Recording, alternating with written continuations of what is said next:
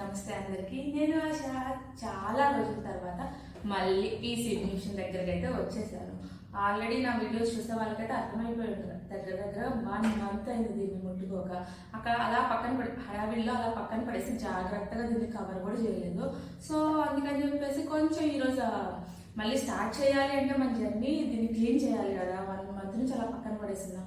So అందుకని చెప్పి నేను క్లీన్ చేసేటప్పుడు దాన్ని ఒక వీడియో చేశాను అనుకోండి. ఎవరైతే కొత్త వాళ్ళు ఉన్నారో, బిజినెస్ ఉన్నారో, పాత వాళ్ళైనా సరే ఇంట్లో మిషన్ అలా పెట్టేసి పక్కకు పెట్టేసి అలా ఉన్నారో వాళ్ళకైతే యూజ్ అవుతుందని చెప్పేసి ఈ వీడియోని అయితే తీసుకొచ్చాను.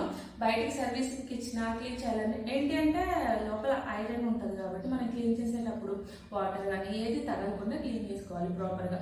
అటు ఇటు అయింది అనుకోండి మళ్ళీ సెట్టింగ్ చేంజ్ అయిపోతే మళ్ళీ మెకానిక్ దగ్గరికి తీసుకెళ్లాల్సి వస్తుంది. అలాంటి ప్రాబ్లమ్స్ లేకుండా ఇంట్లో నీట్గా ఎలా క్లీన్ చేసుకోవచ్చు అంటే మనం 4-5 ఇయర్స్కి ఒకసారి సర్వీస్ చేపిస్తాం. అలా అని చెప్పి దీన్ని క్లీన్ చేసుకోకుండా అయితే ఉండకూడదు కదా, చాలా డస్ట్ పడుతూ ఉంటుంది. సో అందుకని చెప్పేసి ఇంట్లో నార్మల్గా ఎవరైనా ఈజీగా కొత్తగా కొనుక్కున్న వాళ్ళైనా మంత్లీ వన్స్ 2-3 మంత్స్కి ఒకసారి ఎలా క్లీన్ చేసుకోవచ్చు అనేది ఈ వీడియోలో అయితే చూపిస్తాను. వీడియో మొత్తం చూసే ముందు కొత్తగా మన ఛానల్ చూసే వాళ్ళైతే సబ్స్క్రైబ్ చేయండి. అలానే మన ఛానల్ ఫాలో అవుతూ ఉన్న వాళ్ళైతే లైక్ చేయడం, కామెంట్ చేయడం మాత్రం మర్చిపోకండి. సో దీన్ని క్లీన్ చేస్తూ విషయం గురించి కొన్ని కబుర్లు అయితే చెప్పేసుకుందాం. నా మిషన్ కండిషన్ అయితే ఇలా ఉంది. పూర్తిగా డస్ట్ పట్టేసి ఇన్ని రోజుల నుంచి పట్టించుకోకుండా ఎక్కడికక్కడికి ఇప్పుడు దీన్ని క్లీన్ చేసేసరికి సరిపోతుంది. చూసారు కదా ఇలా ఉంది. దీన్ని క్లీన్ చేయడానికి దగ్గరగా అయితే నాకు ఒక 15 to 20 మినిట్స్ అయితే పడుతుంది. ముందు పైన డస్ట్ అంతా అయితే క్లీన్ చేసేద్దాం. ఆ తర్వాత లోపలిది ఓపెన్ చేసేసి లోపల దాని కండిషన్ ఎలా ఉంది అనేది చూసుకుంటే సరిపోతుంది. అలానే చాలా అంటే ఇప్పటికి కూడా బిగినర్స్లో చాలామంది అయితే మనకి కామెంట్స్ పెడుతూ ఉన్నారు. ఏంటి అంటే ఈ మిషన్ బయట వాళ్ళ బట్టలు స్టిచ్ చేయడానికి పనికి వస్తుందా అని చెప్పేసి.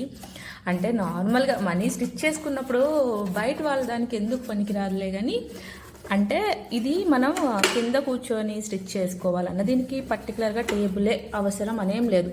మనం ఎలా స్టిచ్ చేసుకోవాలి అనుకున్నా దీంతో అలా స్టిచ్ చేసేసుకోవచ్చు.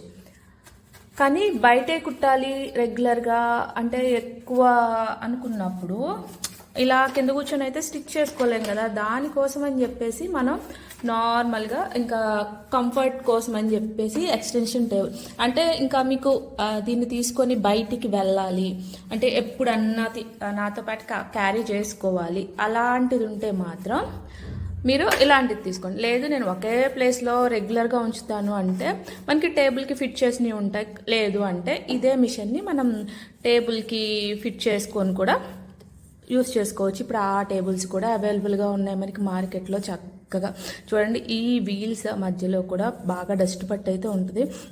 దానికని చెప్పేసి నేను వాటిని కూడా ముందు ఈ బ్రష్తో అయితే మనగా నార్మల్గా ఇది పెయింట్ బ్రష్ నేను దీన్ని యూస్ చేసేసి పైపింగ్ చేస్తున్నాను. లోపల నార్మల్గా మళ్ళీ మనం చిన్న బ్రష్లు అవన్నీ యూస్ చేసేసుకున్నాం. ముందు పైన ఉన్న ఈ డస్ట్ పోతే ఆ తర్వాత దీన్ని ఓపెన్ చేసేసుకొని క్లీన్ చేసేసుకోవచ్చు.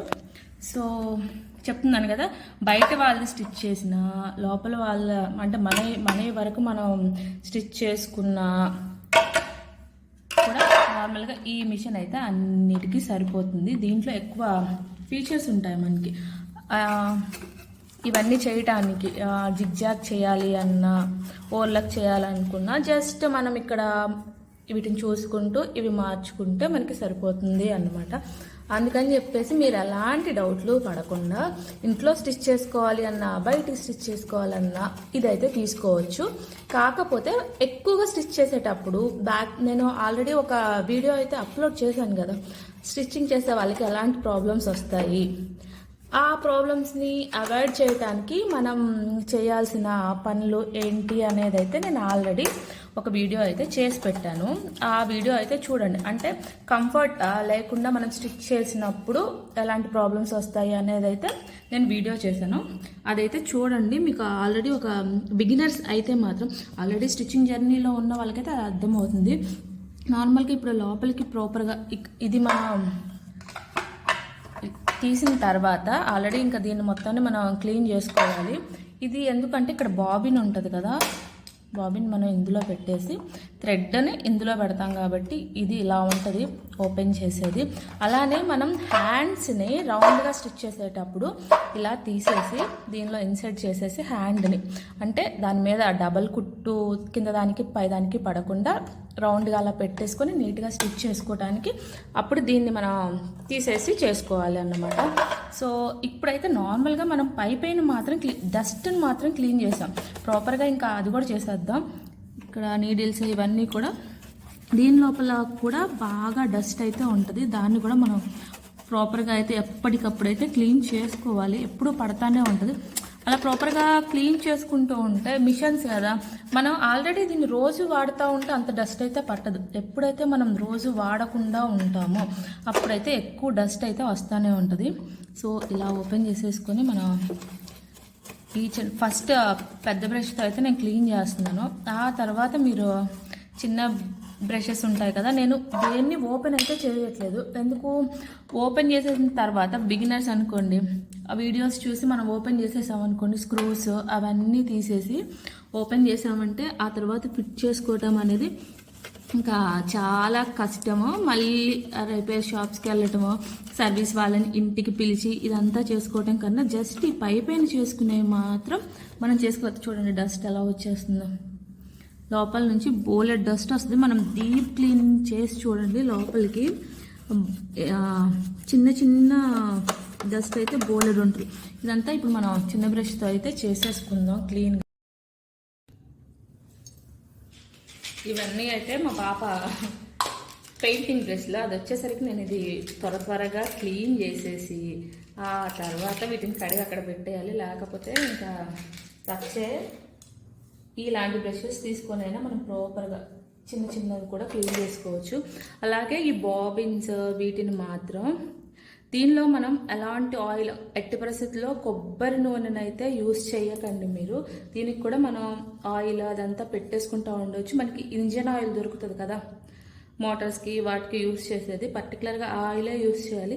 అది లేదు అన్న ప్లేస్లో మనం యూస్ చేయాలి అంటే కొబ్బరి నూనె మాత్రం ఎట్టి పరిస్థితుల్లో యూస్ చేయొద్దు.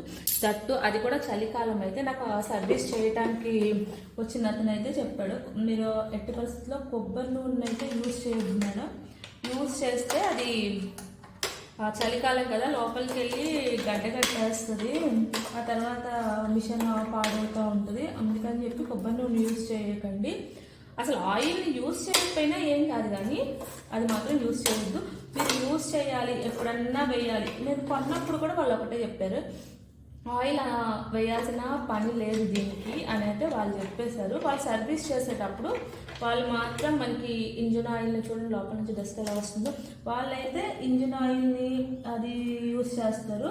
మనం కావాలి అనుకుంటే ఇక్కడ మాత్రం కొంచెం ఆయిల్ని యూస్ చేయవచ్చు, అంతే తప్ప ఇంకెక్కడ యూస్ చేయాల్సిన అవసరం అయితే లేదు. సో అందుకని చెప్పేసి ఎప్పుడు పడితే అప్పుడు మిషన్ బాగా నడవాలని ఆయిల్ అయితే ఎక్కువ వేసేయకండి.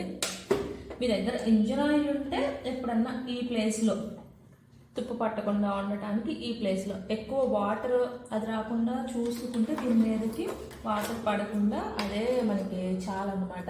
ఈ బాడీ అంతా కూడా ఐరన్ బాడీ అయితే కాదు, అందుకని చెప్పి బయట మనకి ఎట్టి పరిస్థితుల్లో తుప్పు అయితే రాదు. ప్రాపర్గా పైన చూసుకుంటూ ఇలా క్లీన్ అయితే చేయండి, అంతేగాని గట్టిగా ఇలా స్మూత్గా ఉన్న వాటితోనే మళ్ళీ గట్టిగా ఉన్నాయి పెట్టి అటు ఇటు నొక్కేసాం అనుకోండి లోపల ఏదైనా ప్రాబ్లం వస్తే, అందుకే జాగ్రత్తగా ఈ హోల్స్లో చూసుకుంటూ మనం ఇలా క్లీన్ చేసుకోవాలి. ఈ ప్లేస్ని తప్ప మనం ఇంకా ఏది అయితే ఓపెన్ చేయొద్దు. చాలా వీడియోస్ నేను చూసాను, వాళ్ళు ఇవన్నీ ఓపెన్ చేసేసి అలా క్లీన్ చేయాలి. నేను ప్రాపర్గా ఇవన్నీ అంటే నేను నార్మల్గా ఇవన్నీ తీసి కొంచెం అది బాగా ఎక్స్పీరియన్స్ వచ్చి వాళ్ళు మనకి 4-5 సార్లు సర్వీసింగ్ చేసేటప్పుడు యాక్చువల్గా వాళ్ళని మేము ఇంటికి పిలిచి సర్వీస్ చేయించుకుంటాం కాబట్టి వాళ్ళు మా ముందు అలా దీన్ని ఓపెన్ చేసి సర్వీస్ చేస్తారు. కొంచెం అలా చూస్తూ ఉంటాం కాబట్టి ఏది ఓపెన్ చేస్తే ప్రాబ్లం కాదు అనుకున్నవి ఇవి మాత్రం ఓపెన్ చేసి క్లీన్ చేసుకోవచ్చు. కానీ బిగినర్స్ ఎవరైతే ఉన్నారో వాళ్ళు మళ్ళీ ఓపెన్ చేశాక ఫిట్ చేయడం అనేది చాలా ప్రాబ్లం. మా వారు కూడా ఫస్ట్లో ఒక క్లీనింగ్ చేసే వీడియోస్ చూసి నేను చేస్తానని చెప్పేసి ఇక్కడ స్క్రూస్ ఇవన్నీ ఓపెన్ చేశారు. ఆ తర్వాత ఫిట్ చేయటం రాక ఇంకా ఆ తర్వాత సర్వీస్ వాళ్ళని పిలిచి మళ్ళీ ఇదంతా ప్రాబ్లం అయింది. అందుకే ఏది ముట్టుకోవద్దు. జస్ట్ మనం ఇది ఓపెన్ చేస్తాం కదా, జస్ట్ ఓపెన్ చేసి ఏది ముట్టుకోకుండా ఈ పైప్ క్లీనింగ్ వరకు మనం చేసుకుంటూ ఉన్నాం అనుకోండి. 4 ఇయర్స్కి ఒక్కసారి సర్వీస్కి అయితే ఇవ్వాలి. 4 ఇయర్స్ 5 ఇయర్స్కి చెప్పాను కదా. నేను కొని ఇప్పటికి దగ్గర 7 ఇయర్స్ అవుతుంది. 7 ఇయర్స్లో అలా 4 ఇయర్స్కి ఒకసారి ఈ మధ్యకాలంలో చేయించలేదు నేను 1.5 ఇయర్ మధ్యలో నేను ఒక్కసారి సర్వీస్ చేయించినట్టున్నా అంతే. మళ్ళీ ఇంకొక 1 ఇయర్ తర్వాత అయితే మళ్ళీ చేపిస్తాను. ఎక్కువగా వాడే వాళ్ళైతే సర్వీస్ చేయించాల్సిన పని తక్కువ ఉంటుంది. ఎక్కువగా వాడకుండా మీరు పక్కకు పెట్టేస్తారు. చూడండి అసలు ఆ డస్ట్ ఉన్నట్టే కనపడలేదు, కానీ ఎంత డస్ట్ వచ్చేస్తుందో. ఇలాంటి వాటిల్లో కూడా డస్ట్ ఉంటుంది. ఇలాంటి వాటిలో ఇలాంటి చిన్న చిన్న బ్రషెస్ మనం యూజ్ చేసుకొని ప్రాపర్గా ఇలా అయితే క్లీన్ చేసేసుకోవచ్చు. కాకపోతే కొంచెం అలా చూసుకుంటూ, అదంటే నేను వీడియో అక్కడ ఫోన్లో కనిపించాలి అని దీన్ని ఇలా బెండ్ చేసేసి క్లీన్ చేసేస్తున్నాను. అసలు కనిపించని డస్ట్ వచ్చేస్తుంది లోపల నుంచి. అయితే ఇక్కడ ఏవైతే సందులు కనిపిస్తున్నాయో వాటిలో జస్ట్ నార్మల్గా ఇలా క్లీన్ చేసుకోండి. ఏదైనా డస్ట్ ఉంటే వచ్చేస్తుంది. వేటిని అయితే ఓపెన్ చేయొద్దు, మళ్ళీ అన్నెసరీగా ప్రాబ్లం క్రియేట్ అవుతుంది. అలానే మీరు సర్వీస్ చేయించుకోవాలి అంటే మీరు ఉండే ప్లేస్ని బట్టి వాళ్ళే వస్తారు. సర్వీస్ ఛార్జ్ మనకి 500 అలా ఉంటుంది అన్నమాట. దాని ప్రకారం మనకి మొత్తం ఇది మన ముందే దీనంతా ఓపెన్ చేసేసి మొత్తం క్లీన్ చేసేసి ఎక్కడికక్కడికి ఆయిల్ అంతా వేసేసి 500 అలా ఛార్జ్ చేస్తారు. నేను ఎప్పుడు చేయించినప్పుడు కూడా అలానే 500 అలా ఛార్జ్ చేసేవాళ్ళు అనమాట. బ్రష్ అందులో ఆగిపోయింది, జాగ్రత్తగా ఉండాలి అందుకే చేసేటప్పుడు. ఏదైనా ఉండిపోయింది అనుకోండి మళ్ళీ రావడం కష్టం. సరే చిన్నదాన్ని పంపించేద్దాం. ఏం లేదు క్లీన్గా ఉంది అనుకుని ఇలా అన్నా కూడా ఎంతో కొంత డస్ట్ అయితే వచ్చేస్తుంది. ఇంకా ఈ ప్లేస్లో ఎక్కువ ఉంది. ఈ ప్లేస్ మొత్తం క్లీన్ చేసుకున్న తర్వాత మనం క్లీన్ చేసుకోవాల్సింది ఇది. నేను చూపిస్తా ఉండండి. చూసారు కదా ఎంత డస్ట్ లోపల నుంచి వచ్చేస్తుందో. నేను అప్పటికి 2-3 మంత్స్కి ఒకసారి క్లీన్ చేస్తానే ఉంటా. అంత క్లీన్ చేసినా కూడా ఇంకా ఈ ప్లేస్ అయితే ప్రాపర్గా అయితే క్లీన్ చేసేసాం. ఇక ఈ ప్లేస్లో క్లీన్ చేసుకోవాల్సి ఉంది. ఈ ప్లేస్లో కూడా చూడండి డస్ట్ ఎలా అక్యుములేట్ అయిందో. ఈ ప్లేస్లో కూడా మనం నార్మల్గా ఇంకా ఇలాగే బ్రష్లు పెట్టేసి అలా చూసుకుంటూ క్లీన్ చేసుకోవాలి. లోపలికి కొంచెం ప్రాపర్గా మొత్తం అయితే క్లీన్ చేసేసుకోవాలి. ఇక్కడ నేను ఇంకా ఇక్కడైతే ఫాస్ట్ ఫార్వర్డ్లో పెట్టేసి షూట్ చేసేస్తున్నాను. ఎక్కడ ఇంకా చిన్న సందులా కనిపించినా కూడా ఆ ప్లేస్లో అయితే ఇంక ఇలా మనం నీట్గా అయితే కొంచెం టైం అయితే పడుతుంది, పట్టినా సరే నీట్గా అయితే క్లీన్ చేసుకోవాలి. ప్రతిదానికి అలా డబ్బులు ఇచ్చేస్తూ బయట అయితే చేపించలేం కదా. కానీ కొన్న వస్తువు ఎక్కువ రోజులు మన దగ్గర అలా ఉండాలి అంటే అప్పుడప్పుడు దానికి కొంచెం ఇలా మనం సేవ చేస్తూ ఉండాలి. దాన్ని అలా క్లీన్ చేస్తేనే అది కూడా మన మాట వింటూ ఉంటుంది అన్నమాట. సో ప్రతి చిన్నదానికి ఇంకా వాళ్ళ దగ్గరకు తీసుకెళ్ళి అదంతా చేపించలేం కాబట్టి కొంచెం అలా టైం దొరికినప్పుడు ఒక 3-4 మంత్స్కి ఒకసారి ఇలా క్లీన్ చేసుకుంటే సరిపోతుంది. అయితే ఇప్పుడు పైపైన క్లీనింగ్ అంతా అయితే అయిపోయింది. డస్ట్ లోపల ఉన్న డస్ట్ మొత్తం అయితే క్లీన్ చేసేసాము. ఇక్కడ నేను మీ దగ్గర కాలిన్ యూజ్ చేయొచ్చు, లేదు అంటే మన శానిటైజర్ ఉంటుంది కదా, శానిటైజర్ కూడా యూజ్ చేయొచ్చు దీన్ని క్లీన్ చేయడానికి. దానికోసం ఎప్పుడైనా శానిటైజర్ మనం యూజ్ చేసేటప్పుడు ఇది కరెంట్ ప్లగ్ అయితే పెట్టకుండా యూజ్ చేయండి. కొంచెం శానిటైజర్ని నేను ఇలా క్లాత్ మీద వేసేసి ఇంకా దాంతో అయితే క్లీన్ చేసేస్తున్నాను. ఆల్రెడీ వైట్ ఫ్రేమ్ కాబట్టి మురికి ఎక్కువగా కనిపిస్తుంది.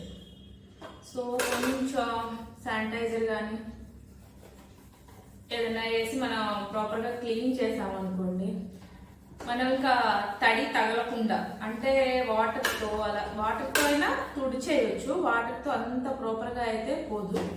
అందుకని చెప్పేసి ఇంకా ఒక్కసారి ఇంకా నేను ఇక్కడైతే ఎలాంటి ఆయిల్స్ని వేటిని అయితే యూజ్ చేయట్లేదు. లైజాల్ అయినా కూడా మీరు కాలిన్ కానీ ఏదైనా సరే ఇలా క్లాత్ మీద వేసి చేయండి తప్ప దీని మీద అయితే స్ప్రే చేయొద్దు. చేసినప్పుడు వీటికి లోపలికి వాటి మీద పడి రస్ట్ వచ్చే ఛాన్స్ అయితే ఎక్కువగా ఉంటుంది. అందుకని చెప్పేసి ఇలా పైపైన మాత్రమే ఇలా క్లాత్ మీద వేసేసుకొని ఇలా క్లీన్ చేసేసుకోండి ప్రాపర్గా. దీని మీద ఏదైనా మురికి ఉన్నా మరకలు ఉన్నా అవన్నీ అయితే ప్రాపర్గా పోతాయి. సో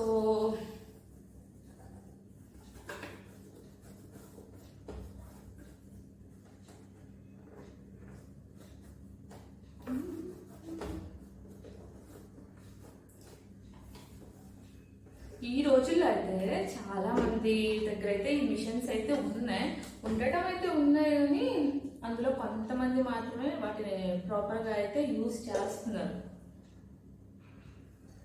ఇప్పుడు మిషన్ ఉంది అంటే మనం ఏదో బ్లౌజులు కుట్టాలి, లేదు అంటే దానివల్ల మనకి ఇన్కమ్ రావాలి అదే కాదు కదా. అది ఉంది అంటే మనం ఇంట్లో దాంతో ఎన్ని పనులు చేసుకోవచ్చు.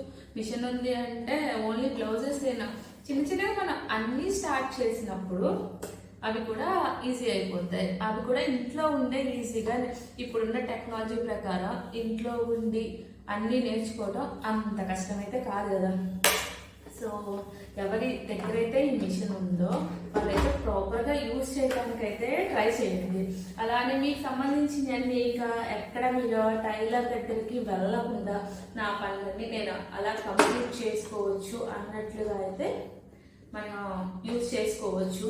ఒక్క 2 months మీరు ప్రాపర్గా కాన్సన్ట్రేట్ చేశారంటే ఇంక ఇది మనకి ఒక ఫ్రెండ్ లాగా అలవాటు అయిపోతుంది. అంత ఈజీగా ఇంకా మనకు సంబంధించిన వర్క్స్ అన్నీ కూడా ఈజీగా చేసుకోవచ్చు అనమాట.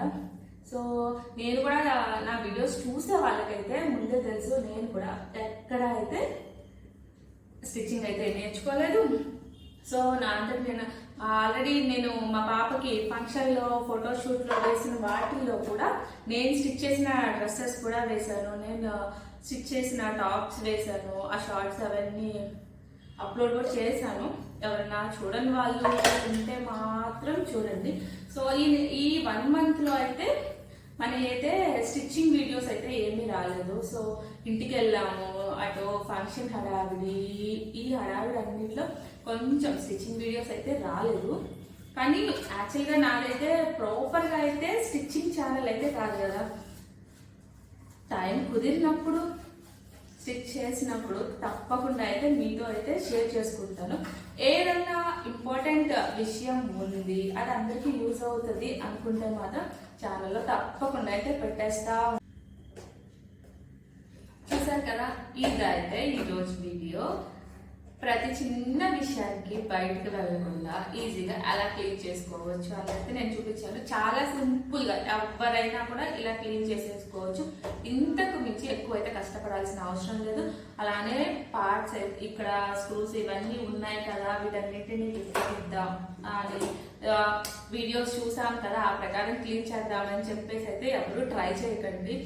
ఏ పని చేసే వాళ్ళు అది చేస్తేనే కరెక్ట్గా ఉంటుంది కదా.